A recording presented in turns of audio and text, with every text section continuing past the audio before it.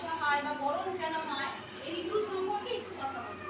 ঠিক আছে, তোমাদের ফেভারিট ঋতু কোনটা, মানে ফেভারিট সিজন কোনটা, তোমাদের কোন ঋতুটা সবচেয়ে বেশি প্রিয়? ঠান্ডা, শীতকাল। শীতকাল সবচেয়ে বেশি প্রিয়। কার কার শীতকাল সবচেয়ে বেশি প্রিয়? সবার হাত তোলো, কার কার শীতকাল প্রিয়? সবারই শীতকাল প্রিয়। বর্ষাকাল, গরমকাল কিছু আর ভালো লাগে না, সব শুধু শীতকাল। শীতকালে কি হয়? শীতকালটা ভালো লাগে। শীতকালে কি হয় আমাদের? শীতকালটা ভালো, হ্যাঁ? ঠান্ডা ভালো লাগে, বৃষ্টি ভালো লাগে না, গরমও ভালো লাগে না। না, বৃষ্টি ভালো লাগে না, গরমও ভালো লাগে না। কিন্তু বৃষ্টি যদি না হয় তাহলে তো সব গাছপালা মরে যাবে, সব কৃষকদের অসুবিধা হবে না, যারা কৃষি কাজ করে তাদের সব কিছু মারা যাবে, সব ফলন নষ্ট হয়ে যাবে, তাই না? গাছপালা সব তো বৃষ্টি না হলে কি হয়? গাছপালা মরে যাবে। আর বৃষ্টি না হলে আমরা কি জল পাবো? আমরা কোথা থেকে জল পাই? আমরা জল পাই মাটির নিচে থেকে। মাটির নিচে বৃষ্টির জল মাটির নিচে ধীরে ধীরে চলে যায়, সেই জলটাকে আবার পাম্পের সাহায্যে, কৃত্রিম সাহায্যে আবার তোলা হয়। সেই জলটাকে আমরা মানুষরা ব্যবহার করি খাওয়ার জন্য, চান করার জন্য ইত্যাদি অনেক কাজের জন্য আমরা ব্যবহার করি, তাই না? তো বৃষ্টি আমাদের জন্য খুবই দরকার। শীতটাও দরকার আছে, কিন্তু বৃষ্টিটা হচ্ছে মেইন। বৃষ্টি যদি না হয় তাহলে একদম সব কিছু নষ্ট হয়ে যাবে, সব গাছপালা মরে যাবে, মানুষের কষ্ট হবে, পশু পাখির কষ্ট হবে, সবার কষ্ট হবে। এই জন্য যদি বৃষ্টি না হয় আকাশ থেকে তাহলে আমাদের সকলের খুব কষ্ট। তো এটা যে সময়টা চলতে এটাকে বলা হচ্ছে বর্ষাকাল। বর্ষাকাল এটা হচ্ছে আষাঢ় মাস, তাই না? বাংলার আষাঢ় মাস, এটা বর্ষাকাল চলছে। এরপরে শীতকাল কখন আসবে? তোমাদের যেটা প্রিয় শীতকালটা কখন আসবে?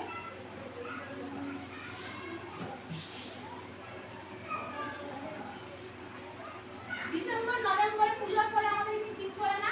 কালী পূজার সময় নভেম্বর মাসে মানে একটু একটু শীত পড়া শুরু করে, কিন্তু ডিসেম্বর জানুয়ারিতে আমাদের এখানে সবচেয়ে বেশি শীত পড়ে, তাই না? ডিসেম্বর জানুয়ারিতে আমাদের সবচেয়ে বেশি হয় না ঠান্ডা? ডিসেম্বরে কি কি উৎসব হয়? ডিসেম্বরে ক্রিসমাস হয়, তাই না? ক্রিসমাস হয়। জানুয়ারিতে কি হয়? জানুয়ারিতে প্রজাতন্ত্র দিবস হয়, 26 জানুয়ারি হয়। 23 জানুয়ারি কি হয়? 23 জানুয়ারি নেতাজির জন্মদিন হয়, নেতাজির জন্মদিন হয় 23 জানুয়ারি। তো এগুলোও হয় জানুয়ারি মাসে। আর ডিসেম্বর মাসে বললামই যে ক্রিসমাস হয়, তাই না? খ্রিস্টের জন্মদিন পালন করা হয়, আর ঠান্ডা পড়ে। আর ফেব্রুয়ারিতে কি হয়? ফেব্রুয়ারিতে কি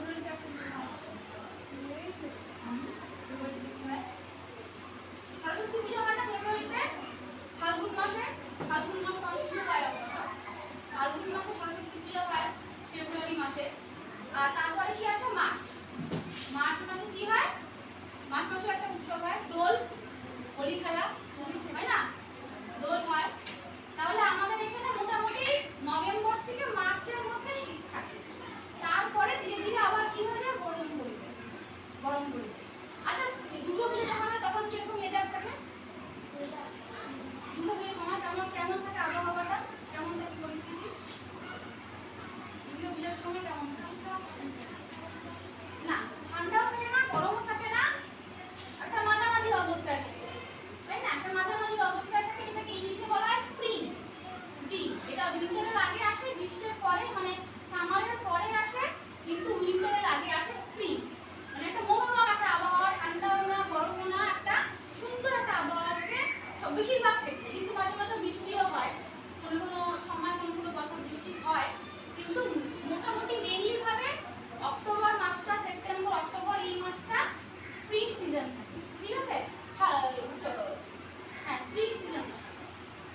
তো আমরা কি বুঝলাম যে প্রত্যেকটা ঋতুর সাথে সাথে আমাদের যেরকম পরিবেশ পরিবর্তিত হয়, ওরকম আমাদের ফেস্টিভ্যাল বা উৎসব পরিবর্তিত হয়, ঠিক আছে?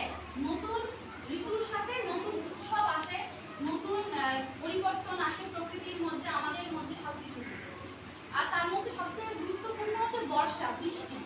বৃষ্টি ঋতুটা সবচেয়ে বেশি গুরুত্বপূর্ণ, কারণ বৃষ্টি না হলে, বর্ষা না হলে, জল না হলে আমরা কেউই, পৃথিবীর কেউই, সেটা গাছপালা হোক, পশু পাখি হোক, মানুষ